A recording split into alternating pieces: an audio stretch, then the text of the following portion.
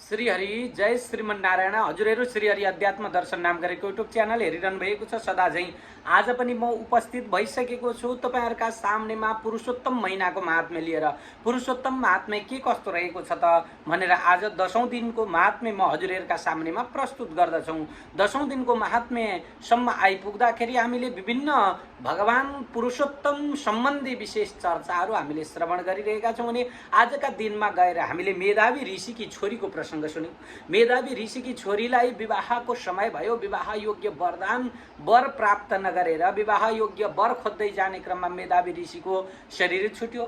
जब मेधावी ऋषिको शरीर छुटिसकेपछि उनकी छोरीले आलाप विलाप गर्दै गर्दै आफ्ना पिताजीको अन्त्येष्टि कर्म आदि गरिन्।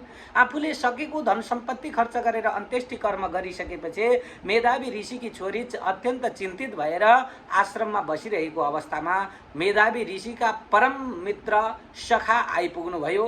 अनि उहाँ दुर्वासा ऋषि, जसलाई भनिन्छ भगवान शंकरको अंशको रूपमा आउनु भएको दुर्वासा ऋषि। उहाँ नै दुर्वासा ऋषि आइसकेपछि मेधावी ऋषिले के गर्नुहुन्छ, मेधावी ऋषिकी छोरीले दुर्वासा ऋषिलाई सत्कार गर्नुहुन्छ। स्वागत सत्कार गरिसकेपछि उच्च आसनमा राखेर अनि सेवा गर्नुहुन्छ। उहाँले आफूसँग भएका सारा दुःख वृत्तान्तहरू दुर्वासा ऋषिलाई निवेदन गर्नुहुन्छ। निवेदन गरिसकेपछि यो सबै दुःखहरूलाई सुनेर दुर्वासा ऋषिले यो 10औं अध्यायमा केही कुराहरू भन्न लाग्नुहुन्छ भन्ने कथा हामी अब प्रस्तुत गर्नेछौं। बोल भक्तवत्सल भगवानको जय, लक्ष्मी नारायण भगवानको जय, पुरुषोत्तम भगवानको जय भन्दै भन्दै अब नारदजी महाराजले भगवान नारायणसँग सोध्दै हुनुहुन्छ, प्रभु किम विचार्य वृद्ध महात्मा पर कोपना मुनि। हैन, अत्यन्त कोपी हुने अथवा रिसाहा जो मुनि हुनुहुन्थ्यो दुर्वासा मुनि, उहाँले के भन्नुभयो, के गर्नुभयो यो भन्दा अगाडि मलाई बताइदिनुहोस्। ती कन्याको दुःखलाई देखेर दुर्वासा ऋषिले के भन्नुभयो यो प्रसंग मलाई बताइदिनुहोस् भनेर यस्ता प्रकारले नारदजी महाराजले सोधिसकेपछि अगाडि गएर सुतजी महाराज 88,000 शौनकादि ऋषिहरूलाई भन्नुहुन्छ। यस्ता प्रकारको नारदजी महाराजको वचनलाई सुनेर बदरीपति भगवान नारायणले दुर्वासाले जो गुह्य सबैलाई गोपनीय चीज हो त्यो उनलाई बताएको प्रसंग भगवान नारायणले बताउनुहुन्छ। श्री नारायण उवाच शृणु नारद वक्ष्यहं यदुक्तं मुनिना तदा मेधावी तनया दुःखम अपनेतुं कृपालुता। हे नारद, शृणु नारद वक्ष्यहं, म चाहिँ बताउने छु हे नारद, तपाईं सुन्नुहोस्। जो मुनि अत्यन्त कृपालु मुनि दुर्वासा ऋषिले ती कन्यालाई जे भन्नुभयो त्यो प्रसंग म बताउने छु, सुन्नुहोस् भनेर भनिसकेपछि दुर्वासा ऋषि भन्न थाल्नुहुन्छ, हे सुन्दरी शृणु सुन्दरी वक्ष्यामि गुह्याद गुह्यतरं महद आख्येय नैव कस्यापि तदर्थं तु विचारितम्। हे कन्या, हे सुन्दरी, तिमी सुन, यो म जुन बताउँदै छु तिम्रो दुःखलाई कष्टलाई नाश गराउनेवाला उपायहरू त्यो चाहिँ मैले गुह्याति गुह्य उपाय छ, त्यो कसैलाई पनि आजसम्म बताएको थिएन। आज म तिम्रो लागि बताउँदै छु। तिमीलाई कृपा गर्न मन लाग्यो अथवा तिम्रो दया लागेर मैले तिमीलाई बताउँदै छु, यसैले सावधान भएर सुन भनेर यस्ता प्रकारले दुर्वासा ऋषिले अगाडि भन्दै हुनुहुन्छ। म विस्तारपूर्वक बताउने छु। न विस्तारम करिष्यामि समासेन ब्रवीमिते इतस्तृतीयं सुभगे मासस्तो पुरुषोत्तम। हेर, मैले धेरै लम्बा चौडा नगरिकन तिमीलाई सटिकमा टक टक टक कुरो बताइदिइहाल्ने छु। अब यहाँदेखि उता तेस्रो महिना, यो महिनादेखि उता लागेर तेस्रो महिनामा पुरुषोत्तम महिना आउँदैछ, जसलाई अधिक मास पनि भनिन्छ। त्यो पुरुषोत्तम महिनामा तिमीले चाहिँ व्रत गर्यौ भने तिम्रो सारा दुःखहरू हटेर जानेछ। तस्मिन् स्नानो नरस्तीर्थे मुच्यते भ्रूण हत्यया एतत्तुल्यो नकोन्यस कार्तिकादेषु सुन्दरी। हे सुन्दरी, त्यो पुरुषोत्तम महिनामा तिमीले स्नान मात्रै गर्यौ, पुरुषोत्तम महिनाभरि 1 महिना स्नान मात्रै गर्यौ भने पनि भ्रूण हत्या आदि हत्याबाट मुक्त हुनेछ। यो पुरुषोत्तम महिना भनेको कार्तिक आदि महिना भन्दा पनि अत्यन्त ठुलो महिना हो। कार्तिक आदिमा जुन कर्म गर्दाखेरि हामीले फल प्राप्त गर्न सक्दैनौं, त्यो फल पुरुषोत्तम महिनामा व्रत गर्दा मात्रै अथवा पुरुषोत्तम महिनाभरि 1 महिना स्नान गर्दा मात्रै अथवा पुरुषोत्तम महिनामा बिहान उठेर ब्रह्म मुहूर्तमा उठेर 1 दिन मात्रै स्नान गर्नाले मात्रै व्रत गर्नाले मात्रै पनि त्यो अत्यन्त विशाल फललाई प्राप्त गर्न सकिन्छ।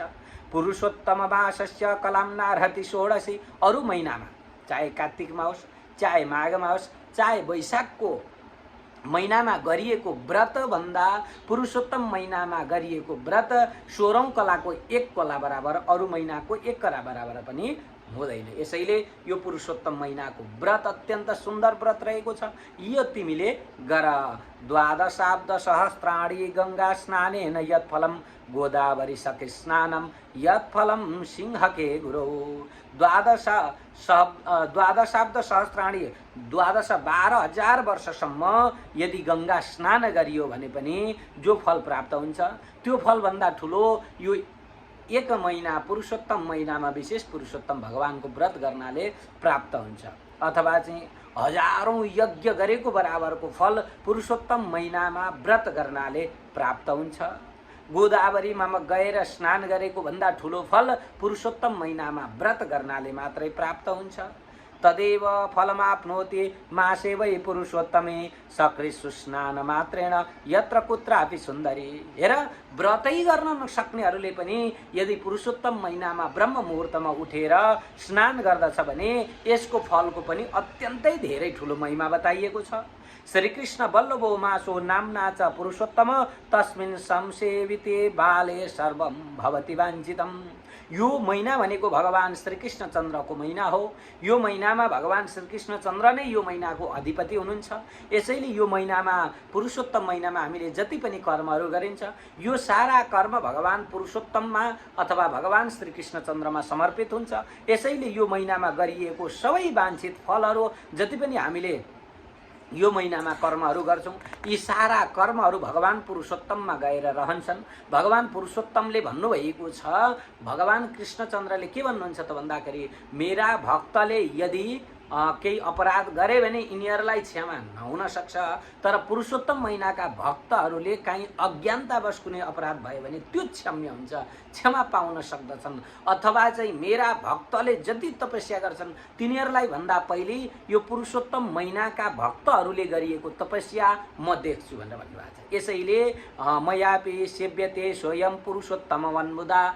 के भन्दै हुनुहुन्छ त दुर्वासा ऋषि भने, हे कन्या, हे कल्याणी, तिमीले के गर त भन्दाखेरि यो पुरुषोत्तम महिनाको व्रत गर। मैले पनि पूर्व कुनै समयमा पुरुषोत्तम महिनाको व्रत गरेको थिएँ। 1 महिनासम्म पुरुषोत्तम महिनाको व्रत गर्दाखेरि भगवान नारायणको क्रुद्ध भएर आउने जो सुदर्शन चक्र हो, एकपल्ट मलाई सुदर्शन चक्रले खेदाएको थियो अथवा सुदर्शन चक्र आएको थियो मलाई मार्न भनेर। मैले कृत्या प्रकट गराइसकेपछि कृत्यालाई मारेर त्यो सुदर्शन चक्रले मलाई मार्न भनेर जब आएको थियो त्यति बेला मैले पुरुषोत्तम महिनाको व्रत गरेको हुनाले मलाई त्यो विश्व ब्रह्माण्डलाई दहित गराउनेवाला सुदर्शन चक्र, जसले चाहिँ यो सारा संसार र विश्व ब्रह्माण्डहरू 3 लोक 14 भुवनलाई एकै पल्टमा एकै क्षणमा 1 निमेषमा नै दग्ध गराउन सक्नेवाला जो सुदर्शन चक्र थियो त्यो सुदर्शन चक्रले मलाई डराएन, जलाएन। किन भन्दाखेरि मैले पुरुषोत्तम महिनाको कथा सुनेको थिएँ, पुरुषोत्तम महिनाको व्रत बसेको थिएँ, पुरुषोत्तम महिनामा मैले स्नान गरेको थिएँ, दैनिक नित्य ब्रह्म मुहुर्तमा स्नान गरेको थिएँ। यसैले हे कल्याणी, तिमीले पनि यो पुरुषोत्तम महिनामा स्नान गर। पुरुषोत्तम महिनाको व्रत गर्यौ भने तिम्रा सारा दुःखहरू नष्ट भएर जानेछन् भनेर यस्ता प्रकारले पुरुषोत्तम महिनाको महिमा बताउनु भयो। यस्तो महिमा सुनेर भगवान कृष्ण अगाडि भन्दै हुनुहुन्छ, दुर्वासो वचनम श्रुत्वा बाला मूढ धिया बदद भाविना प्रेरिता राजन दश या प्रेरिता सती। दुर्वासाको यस्तो वचन सुनेर भगवान कृष्ण अर्जुनलाई भन्दै हुनुहुन्छ, हे अर्जुन, दुर्वासाको यस्तो वचन सुनेर ती कन्याले के भन्छन् त भन्दाखेरि मूढ धिया, मूर्ख बुद्धि भएकी ती कन्या, जसको बुद्धि कम थियो त्यस्ती कन्याले दुर्वासा ऋषिका सामनेमा के भनिन् त भन्नुहुन्छ भनेदेखि ती कन्या भन्छन्, हे गुरुदेव, हजुरले के भन्नुहुन्छ त भन्दाखेरि दुर्वासा मुनिको त्यो अत्यन्त क्रोधी मुनिका सामनेमा, हैन, दुर्वासा मुनि कस्ता हुनुहुन्छ त भन्दा अत्यन्तै क्रोधी मुनि हुनुहुन्छ। त्यस्ता दुर्वासा मुनिका सामनेमा भन्छन्, तपाईले भनेको कुरो ठीक छैन।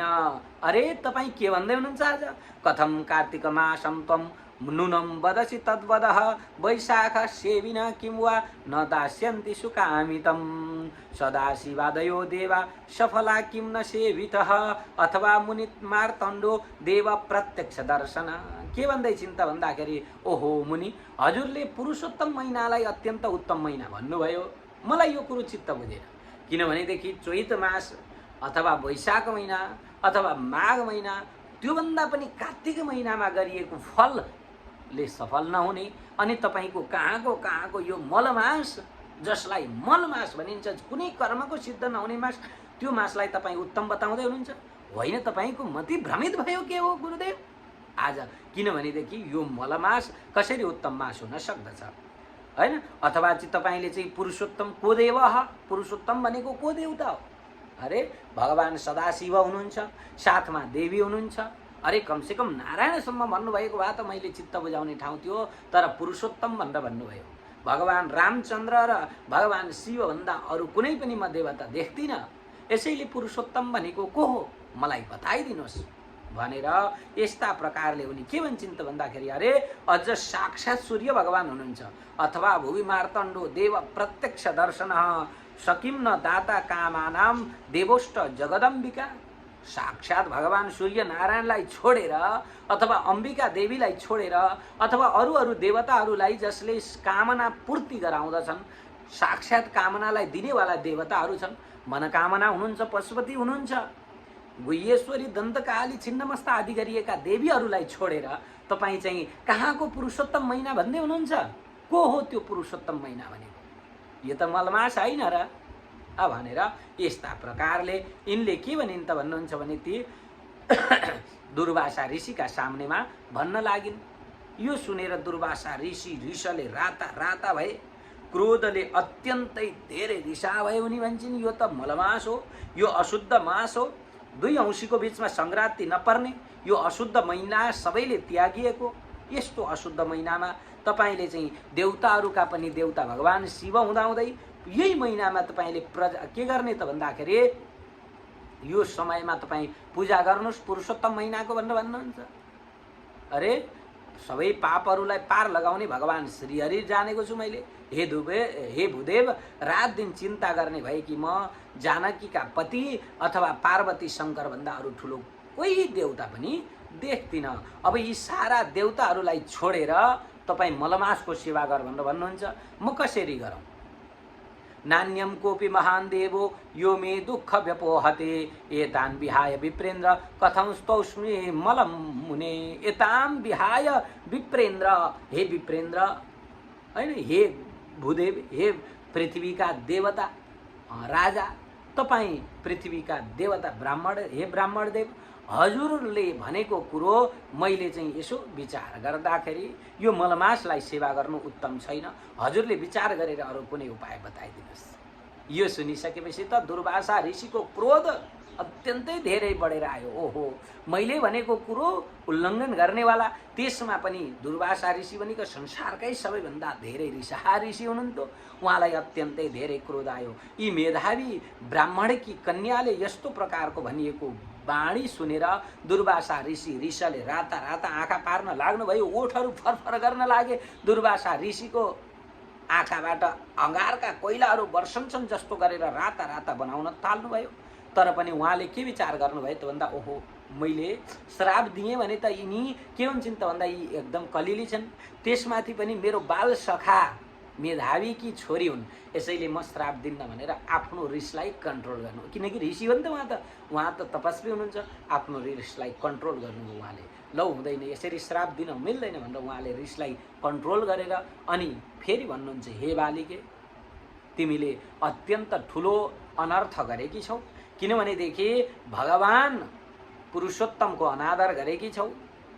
अरे मूर्ख, यो हित अहित जान्नेवाली छैनौ तिमी। तिमीले हित अहित जानेर भनेकी शब्द होइन यो। तिमी दुःखमा पनि परेकी छौ, एक दुःखले गर्दाखेरि पनि तिमीले भनेकी छौ। यसैले यो कठिन समयमा तिमी भगवान पुरुषोत्तम महिनाको महिमा जान्दिनौ, यसैले तिमीले यस्ता प्रकारका वचनहरू गरिरहेकी छौ। अब मेरो श्राप तिमी स्वीकार गर्न, अथवा चाहिँ म तिमीलाई श्राप त दिन्न, किनभने तिमी अरू कोही थियो भने म यो तिमीलाई चाहिँ भस्म हुने श्राप दिन्थेँ अथवा अरू केही श्राप दिन्थेँ, तर तिमी त मेरा साक्षात् मित्रकी छोरी हौ, बाल सखाकी छोरी हौ, केटाकेटीको साथीकी छोरी हौ। यसैले हे बच्ची, अझ सुन, तिम्रो भविष्यमा हुने केही कुरो म भन्दछु। तिमीले जो पुरुषोत्तमको अनादर गर्यौ, यसैले तिमीले यो जन्ममा अथवा परजन्ममा यसको फल त अवश्य भोग्ने नै छौ। तर पनि अब यो जन्ममा भने मैले तिमीलाई श्राप चाहिँ दिइनँ भनेर यस्ता प्रकारले हित र अहित तिमीले विचार नगरिकन यसरी शुभ र अशुभ जान्दिनौ। पछि हुने कल्याणलाई कसैले पनि उल्लङ्घन गर्न सक्दैन। मेरो पनि समय व्यर्थमा बर्बाद भयो। तिम्रा साथमा विवाद हुनाले अथवा बातचित हुँदाखेरि मेरो समय बर्बाद भयो। तिमीले के गर्यौ त भन्दाखेरि मेरा पुरुषोत्तम भगवानको अनादर गरेकी छौ। ठिकै छ, म तिम्रा घरमा एक क्षण पनि बस्दिन, जान्छु बदरीका आश्रमतिर भनेर यस्ता प्रकारले शुभम भवेतरम भावी न के नाप्यु लङ्घते, तिम्रो चाहिँ शुभम भवेत, शुभ होस्, कल्याण होस्, हे भद्रे कल्याणमस्तु भनिराखेर दुर्वासा ऋषि लाग्नुहुन्छ। यस्ता प्रकारले भगवान कृष्ण अर्जुनलाई भन्दै हुनुहुन्छ, हे अर्जुन, इत्युद्धम जगामाशु तामसस्तापसा मुनि तल्लक्षणम निष्प्रभा, हैन? यस्ता प्रकारले ती तापसी तपस्वी मुनि तमः प्रदान भएका अत्यन्त ऋषा क्रोधी दुर्वासा ऋषि लाग्नुभयो। अब यस्ता प्रकारले अब पुरुषोत्तम महिनाको अनादर गरिएकी ती कन्या के गर्न लागिन् त भनेर विचार गर्न लागिन्, बसेर चिन्तन गर्न लागिन्। ओहो, मैले आज पुरुषोत्तम महिनाको अनादर गरेँ, कहीँ अनर्थ त हुने होइन भनेर दीर्घकालसम्म चिन्तन गरेर यी कन्याले इति निश्चित्य मनसा मेधावी तनया नृप दुष्करम तत्तपः कर्तुम् इत्येष स्वाश्रमे स्थिता। इति निश्चित्य मनसा मेधावी तनया नृप, मेधावी की छोरी ती कन्याले यस्तो प्रकारले विचार गरेर अनि दुष्करम तत्तपः कर्तुम स्वाश्रमे स्थिताः, दुष्चरम अत्यन्त भगवान शिवको तपस्या गर्नको लागि भनेर आफ्ना आश्रममा आएर भगवान शिवको तपस्या गर्न लागिन् भन्ने कुरो 88,000 शौनकादि ऋषिहरूका सामनेमा सुतजी महाराज भन्ने हुन्छ, आर्षे यी प्रबल मुनेर बचो विनिध्य प्रभुत, हैन? यी प्रबल मुनि दुर्वासा ऋषिका वचनलाई उल्लङ्घन गरेर अनादर गरेर भगवान शक्तिशाली दुर्वासाका वचनलाई अनादर गरेर धेरै फल दिने लक्ष्मीका पति विष्णुलाई त्यागेर त्यसै सावित्री पतिलाई पनि हटाएर ती कन्याले ऋषि कन्याले आश्रममा रहेर अन्धकासुर वध गर्ने आशुतोष भगवान श्री शङ्कर भोले बाबाको तपस्या गर्दै भइन् भन्ने यो अध्यायबाट, यो 10औं अध्यायको कथामा यो भगवान भोले बाबाको तपस्या यी कन्याले गर्न लागिन् भन्ने प्रसङ्गसम्म पुग्यौँ। हामी भोलि फेरि अर्को प्रसङ्ग लिएर 11औं अध्यायको कथा लिएर म यसै समयमा उपस्थित हुने नै छु। तबसम्मको लागि बिदा दिनुहोस्। श्रीहरि, जय श्रीमन्नारायण, जय श्रीमन्नारायण, पुरुषोत्तम भगवानको जय श्री।